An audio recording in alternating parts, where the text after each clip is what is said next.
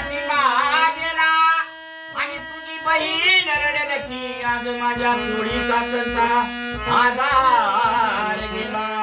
तुझा पिता रडेल की हिराने भरलेला गाज समुद्राला बुडाला आणि तुझी माता रडेल की आज माझ्या पोटचा गोळा मला सोडून गेला आणि तुझी बायको रडेल की आज माझ्या सौभाग्याचा धनी हरपला.